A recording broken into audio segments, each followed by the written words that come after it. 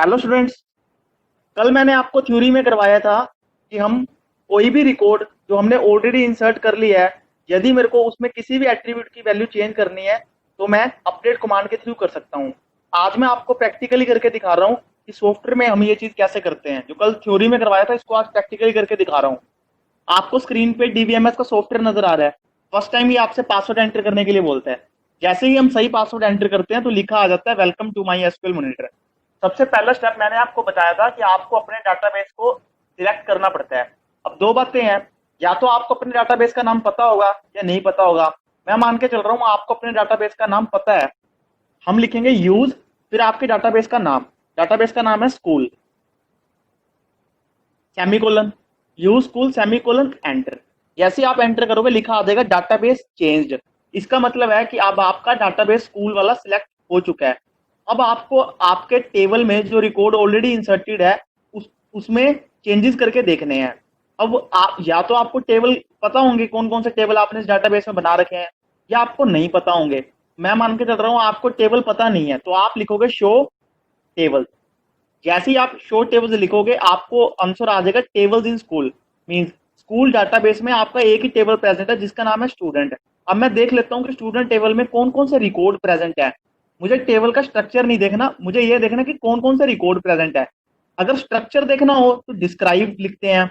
अगर मेरे को रिकॉर्ड देखने हो, मेरे को रिकॉर्ड देखने हैं, तो मैं लिखूंगा सिलेक्ट स्टार प्रॉम्प्ट टेबल का नाम। टेबल का क्या नाम है? स्टूडेंट, तो मैं लिखूंगा स्टूडेंट। जैसे ही मैंने लिखा सिलेक्ट स्टार फ्रॉम स्टूडेंट, ये देखो इसने टोटल आपको 8 रिकॉर्ड दिखा दिए। यही कल मैंने आपको थ्योरी में पहले से ही ये टेबल बना के दिखा दिया था। अब आप देख रहे हो रोहन वाला रिकॉर्ड भी प्रेजेंट है, करण का भी रिकॉर्ड प्रेजेंट है, फिर वापस एक और रोहन है, पंकज, मोहन, अमित, अंकित, मोहन। ये रिकॉर्ड हमने कब इंसर्ट किए थे?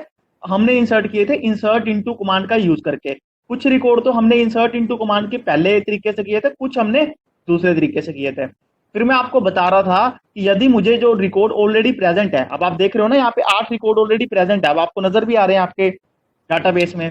अब मुझे इन रिकॉर्ड में सपोज करो किसी भी रिकॉर्ड के एट्रीब्यूट की वैल्यू बदलनी है, तो मैं आपको बता रहा था अपडेट कमांड से आप कैसे बदलते हो। मैं उदाहरण के लिए मान के चल रहा हूँ कि जो ये 5th नंबर का रिकॉर्ड है ना, जिसपे लिखा हुआ है नाम Mohan, class 5, roll number 12, address Rania. मान लो अब आपको भी नजर आ रहा है कि हमने इसकी क्लास 12 एंटर करनी थी, रोल नंबर 5 एंटर करना था। मींस मेरे से क्लास तो 5 एंटर होगी, रोल नंबर 12 एंटर होगी। मींस मोहन वाले रिकॉर्ड के दो एट्रीब्यूट की वैल्यू गलत रिकॉर्ड होगी। एक तो क्लास की वैल्यू गलत रिकॉर्ड होगी, एक रोल नंबर की वैल्यू गलत रिकॉर्ड होगी। मुझे इन दोनों एट्रीब्यूट की वैल्यू सही करनी है। कौन से रिकॉर्ड के लिए? मोहन रिकॉर्ड के लिए। फिर मैंने आपको बताया था अपडेट वाली कमांड को चलाने से पहले आपको यह देखना पड़ेगा कि जो कंडीशन है, हमें वेयर के बाद कंडीशन लगानी पड़ती है। कंडीशन क्यों लगाते हैं? क्योंकि अब कंप्यूटर को कैसे पता लगेगा कि आपने कौन से रिकॉर्ड के एट्रीब्यूट की वैल्यू ठीक करनी है। अब कंप्यूटर के लिए एक रिकॉर्ड तो रोहन नाम का भी पड़ा है, कंप्यूटर उसकी क्लास में भी करेक्शन कर सकता है, करण की क्लास में भी करेक्शन कर सकता है, रोहन की क्लास में भी बदल सकता है, पंकज की क्लास में भी बदल सकता है, मोहन की हमें बदलना है मोहन की क्लास में, फिर वो अमित की क्लास में भी बदल सकता है, अंकित की क्लास में भी बदल सकता है, और 8वें नंबर पे जो मोहन है इसकी क्लास में भी बदल सकता है। अब मुझे कंप्यूटर को बताना है मुझे जो करेक्शन करनी है, मींस मुझे जो क्लास की वैल्यू चेंज करनी है वो 5th वाले रिकॉर्ड की वैल्यू चेंज करनी है। मुझे कंप्यूटर को बताने के लिए ये देखना पड़ेगा कि मैं रिकॉर्ड के कौन से एट्रीब्यूट की वैल्यू बताऊं। यदि मैं कंप्यूटर को ये बता देता हूं, एक काम करो, ये टोटल 8 रिकॉर्ड है ना, इनमें से मोहन नाम के स्टूडेंट की वैल्यू को चेंज कर दो। अब प्रॉब्लम क्या है? मोहन 5th नंबर पे भी है, 8th नंबर पे भी है। इस तरह बताऊंगा तो कंप्यूटर दोनों रिकॉर्ड को सिलेक्ट कर लेगा, लेकिन मैं चाहता हूं कि 5th वाला रिकॉर्ड कंप्यूटर ठीक कर दे। तो नाम से तो मैं नहीं बता सकता, नाम से मैं इसलिए नहीं बता सकता क्योंकि नाम मेरे पास मोहन के दो हो गए, एक 5th पे भी हो गया, एक 8th पे भी हो गया। फिर मैं अगला एट्रीब्यूट देख लेता हूँ क्लास। क्लास से मैं बता सकता हूँ, क्योंकि कैसे?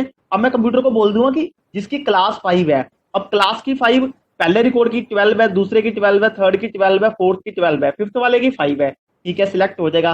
6 की 12 है, 7th की 12 है, 8th की 12 है। यानी सिर्फ 5 वैल्यू वाली क्लास का एक ही रिकॉर्ड है, 5th नंबर वाला मोहन, और इसी की वैल्यू को हमें बदलना है। या तो मैं क्लास बता दूं, या फिर मैं काम करता हूँ कंप्यूटर को रोल नंबर बता दूंगा कि जिसका रोल नंबर 12 है उससे बदल दो।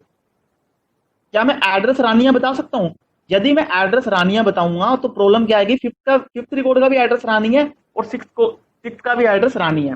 मींस मेरे पास सिर्फ क्लास 5 बता सकता हूं या रोल नंबर 12 बता सकता हूं मोहन वाले 5th रिकॉर्ड को यूनिकली आइडेंटिफाई करने के लिए।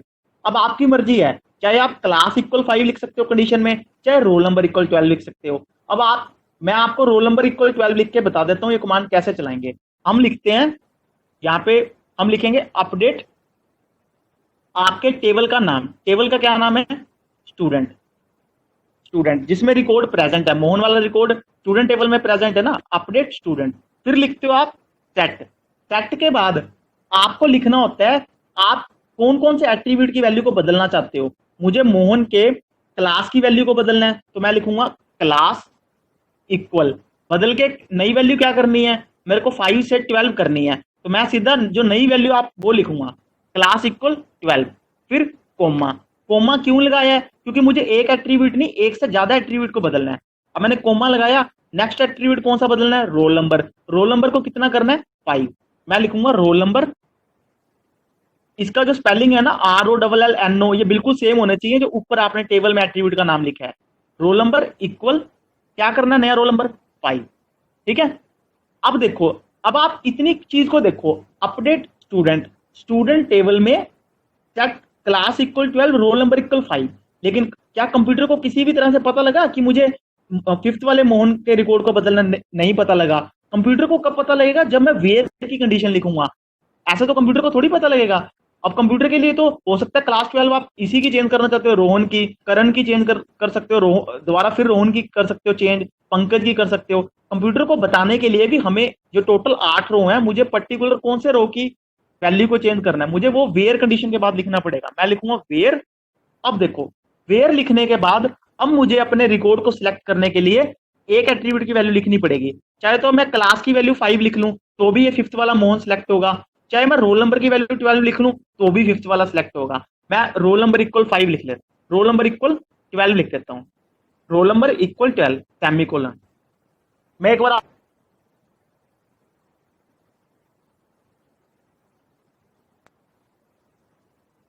आपको दोबारा बता देता हूं कि कमांड कैसे वर्क करेगी। कंप्यूटर सबसे पहले क्या करेगा, कंप्यूटर अपडेट स्टूडेंट का मतलब वो स्टूडेंट टेबल में जाएगा, उसके बाद सेट वाली चीज को छोड़ दो, कंप्यूटर सीधा देखेगा वेयर के बाद क्या कंडीशन लगाई है। आपने लगाया where roll number equal 12, computer देखेगा वेयर के बाद क्या लिखा आपने, रोल नंबर, वो रोल नंबर वाले एट्रीब्यूट में चला जाएगा और इक्वल 12, फिर वो इसको सर्च करना शुरू कर देगा। पहले वाला रिकॉर्ड 1 ये नहीं है, 2 ये भी नहीं है, 3 भी नहीं है, 4 भी नहीं है, 12 भी नहीं है। 12 मिल गया, कंप्यूटर यहां रुक जाएगा, फिर वो आगे भी जाएगा 6 7 नल। कंप्यूटर को पता लग गया सिर्फ एक ही था 5th नंबर का रिकॉर्ड, वो इस रिकॉर्ड को सिलेक्ट हो जाएगा ये रिकॉर्ड। फिर उसके बाद कंप्यूटर क्या करेगा, फिर वो देखेगा सेट, फिर वो कंप्यूटर जाएगा सेट में, फिर चेक करेगा सेट में करना क्या, रिकॉर्ड तो आपका सिलेक्ट हो गया वेयर कंडीशन से, फिर वो सेट में जाके चेक करेगा क्लास को क्या कर देगा वो 12, रोल नंबर को क्या कर देगा 5। अब कोई बच्चा ये भी कह सकता है सर मान लो इसमें क्लास पहले से ही 12 हो, कोई दिक्कत नहीं है, पहले से 12 है तो 12 को ओवरराइट करके दोबारा 12 कर देगा, उससे कोई फर्क नहीं पड़ता, ठीक है। फिर उसके बाद ये क्लास को कर देगा 12, रोल नंबर को कर देगा 5। और मैं एक बार एंटर करता हूं, अब आप देखना क्या लिखा आता है। जैसे ही मैंने एंटर किया लिखा आ गया क्वेरी ओके। क्वेरी ओके का मतलब कि आपकी कमांड बिल्कुल सही चली है। 1 रो इफेक्टेड का मतलब है कि एक रो में बदलाव हो गया, और यहाँ पे आप देख भी रहे हो रोज मैच्ड 1, रोज मैच्ड 1 का मतलब है जो आपने कंडीशन लगाई है ना वेयर रोल नंबर इक्वल 12, इस कंडीशन को सिर्फ एक ही रो सेटिस्फाई कर पाई 5th नंबर वाले मोहन वाली रो। चेंज इक्वल 1 का मतलब है सिर्फ एक ही रो की वैल्यू चेंज हमने करी है। अब आप कह रहे हो सर हमें तो पता नहीं लग रहा कि क्या एक्चुअल में रिकॉर्ड अपडेट हुआ है या नहीं हुआ, तो इसके लिए आप लिखोगे सिलेक्ट स्टार फ्रॉम आपके टेबल का नाम, टेबल का क्या नाम है स्टूडेंट। अब आप देखो, अब आप ऊपर देखो, ऊपर नाम मोहन, क्लास 12 और क्लास 5 थी, रोल नंबर 12 था और एड्रेस था रानिया, बट हमने क्या कर दिया था मोहन के क्लास 12 कर दी, रोल नंबर 5 कर दिया। अब आप नीचे देखो मोहन का रिकॉर्ड देखो, ओनली मोहन का रिकॉर्ड की क्लास क्या हो चुकी है, नई वैल्यू 12, रोल नंबर की वैल्यू क्या हो चुकी है 5, एड्रेस तो हमने चेंज ही नहीं किया, नाम भी चेंज नहीं किया। तो देखो अब ये रिकॉर्ड बिल्कुल सही हो गया ना, हम यही चाहते थे ना कि हमसे गलत एंटर हो गया था, अब ये सही हो गया। अब आप सीख चुके हो कि अपडेट कमांड से आप कैसे कोई भी करेक्शन कर सकते हो, ठीक है। अब आपको ये चीज अच्छे से समझ में आ गई, इसके आगे का मैं आपको थ्योरी में नेक्स्ट स्लाइड में करवा देता हूं।